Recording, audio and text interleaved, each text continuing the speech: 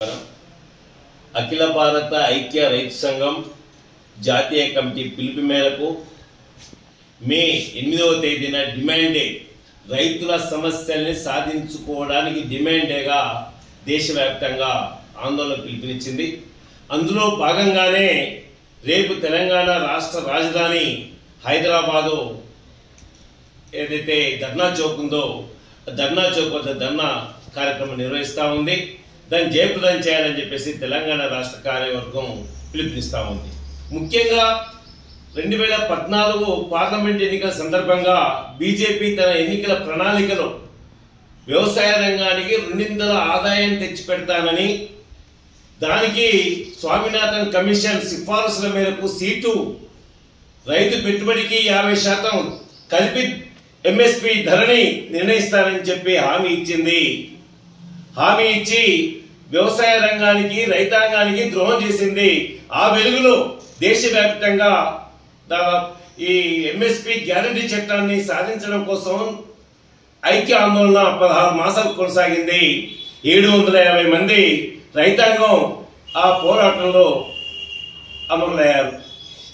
ఆ నేపథ్యాన్ని మొత్తంగా మోడీ దేశవ్యాప్తంగా ఉన్న రైతాంగానికి క్షమాపణ చెప్పి రాతపూర్వక హామీ ఇచ్చి ఉద్యమాన్ని విరమింపజేయడానికి ప్రయత్నం విరమింపజేశారు. ఆ రాతపూర్వక హామీని అమలు చేయాలని, అట్లాగే ఏదైతే 3 రైతాంగ వ్యతిరేక కార్పొరేట్ అనుకూల 3 చట్టాలు ఉన్నాయో ఆ 3 చట్టాలకు బదులుగా ఈరోజు నూతన వ్యవసాయ మార్కెట్ విధానాన్ని ముందుకు తీసుకొస్తుంది. దాన్ని రద్దు చేయాలని చెప్పేసి ఎంఎస్పీ గ్యారంటీ చట్టం తీసుకురావాలని, అట్లాగే ఈరోజు ప్రధానంగా ఏదైతే వ్యవసాయ రంగంతో పాటు మా గృహ అవసరాలకు కూడా వాడుకునే విద్యుత్ సవరణ బిల్లు పేరు మీద తీసుకొచ్చి భారాన్ని పెంచే విధంగా తీసుకొస్తుంది. ఆ విద్యుత్ సవరణ బిల్లు రద్దు చేయాలని, అట్లాగే రైతాంగానికి రుణ చట్టాన్ని ఏదైతే రుణ విముక్తి చట్టాన్ని తీసుకురావాలని చెప్పి అనేక డిమాండ్లతోని, అట్లాగే తెలంగాణ రాష్ట్రంలో ఏదైతే 6 గ్యారెంటీల పేరుతో వ్యవసాయ రంగానికి పెద్దపీట వేస్తున్నానని చెప్పిన ఏదైతే రేవంత్ రెడ్డి సర్కార్ ప్రధానంగా ఆ హామీలు ఏది ఒక్కటి కూడా నెరవేర్చలేదు. ప్రధానంగా 2 లక్షల రుణమాఫీ ఇవాళ ఏకకాలం చేస్తారని చెప్పి 30 నుంచి 40% కూడా పూర్తి కాలేదు. రైతు భరోసా 15,000 రూపాయలు 2 పంటలకు ఇస్తానని 12,000కే కుదించేసి అది కూడా పూర్తి చేయలేదు. అట్లాగే ఈ రోజు ఏదైతే ప్రధానంగా ధరణి స్థానంలో భూభారత్ తీసుకొచ్చేసి సమస్యలన్నింటినీ కూడా పరిష్కారం చేస్తానని చెప్పేసి యాడుంది అక్కడనే ఉంచిండు తప్ప ఏ మాత్రం మౌలికంగా మారలేదు. ఇవాళ సోలాకార్ అనే దాన్ని కూడా ముందు అంటే కొనసాగిస్తా ఉంది.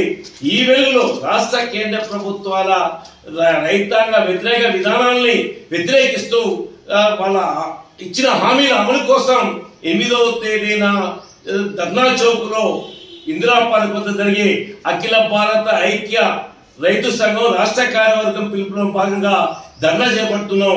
ఆ ధర్నాన్ని జయప్రదం చేయాలని చెప్పేసి మేము విజ్ఞప్తి చేస్తా ఉన్నాం. విషయాన్ని మా కామ్రేడు ప్రభాకర్ మీ ముందుంచాడు. మీరు ఈ దేశంలో ఈ తెలంగాణ రాష్ట్రంలో ప్రజలందరికీ కనువిప్పు కలిగే పద్ధతుల్లో మీ ప్రయత్నం ఉండాలని మేము కోరుకుంటున్నాం. మీడియా ప్రజలందరికీ 3వ నేత్రంగా ఉపయోగపడాలి. వాళ్ళని కదిలించడానికి కావాల్సినటువంటి ఊతం ఇవ్వాలి. ఇప్పుడే మా కామ్రేడ్ చెప్పినట్టుగా దేశంలో రాష్ట్రంలో ప్రజల్ని మోసం చేసే పద్ధతుల్లో, ప్రజల్ని మభ్యపెట్టే పద్ధతుల్లో ఎన్నికల నాడు వాగ్దానాల్ని ఒల్లించి పెద్ద పెద్ద మాటలు చెప్పి ప్రజల్ని ఆకట్టుకునేటువంటి పద్ధతులు వ్యవహరించి మొత్తానికి ప్రజలు ఇచ్చినటువంటి అధికారాన్ని ఆసరా చేసుకొని ప్రజలనెత్తిన భస్మాసురులాగా హస్తం పెడుతున్నటువంటిది కనపడుతుంది. సంవత్సర కాలం జరిగినటువంటి రైతాంగ ఉద్యమాన్ని నీరుగార్చడం కోసం పచ్చి అబద్ధాలు మాట్లాడి ఆ ఉద్యమాన్ని విరమింపజేశాడు నరేంద్ర మోడీ. ఇలా జరుగుతున్నది ఏంటి అంటే ఆ 3 చట్టాలు, ప్రజా వ్యతిరేకమైన, రైతు వ్యతిరేకమైన 3 చట్టాలు ఏవైతే ఉన్నాయో వాటిని విరమించుకుంటున్నా, వెనక్కి తీసుకుంటున్నా అని చెప్తూనే అదే కోవలో, అదే భావంతో, అదే తీరిగా ఇప్పుడు నూతన వ్యవసాయ కార్పొరేట్ మార్కెట్ విధానాన్ని తీసుకురావడం కోసం ప్రయత్నం చేస్తున్నాడు. అది నమ్మి ఈ మార్కెట్ విధానంలో ఏదో మేలు జరుగుతుందని నమ్మితే నానబోసినట్టే అవుతుంది. అందుకనే ప్రజలందరికీ విజ్ఞప్తి చేస్తున్నాం, రైతాంగానికి విజ్ఞప్తి చేస్తున్నాం. రేపు ఈ రాష్ట్ర ప్రభుత్వాన్ని, ఆ దేశ ప్రభుత్వాన్ని రెండింటినీ కూడా నిలదీయటానికి, డిమాండ్ చేయటానికి మొదలు పూనుకున్నటువంటి ఈ ధర్నా కార్యక్రమాన్ని జయప్రదం చేయాలని చెప్పి అందరూ కూడా రైతాంగం అంతా, ప్రజలందరూ వచ్చి దాన్ని జయప్రదం చేసి పాలకులైనటువంటి రాష్ట్ర పాలకులకి, దేశ పాలకులకి కనువిప్పు కలిగించే పద్ధతిలో ప్రయత్నం చేయాలని చెప్పి సిపిఐఎంఎల్ మాస్లైన్ అఖిల భారత ఐక్య రైతు సంఘం పిలిపిస్తుంది. ఆ పిలుపులో భాగంగా రేపు 8 తారీఖున ధర్నా చౌక్కొచ్చి ఆ ధర్నాని జయప్రదం చేయాలని చెప్పి కోరుతున్నాం. నా పేరు బి రాము, ఏఐయుకేఎస్ ఆల్ ఇండియా యునైటెడ్ కిసాన్ సభ రాష్ట్ర ఉపాధ్యక్షుని.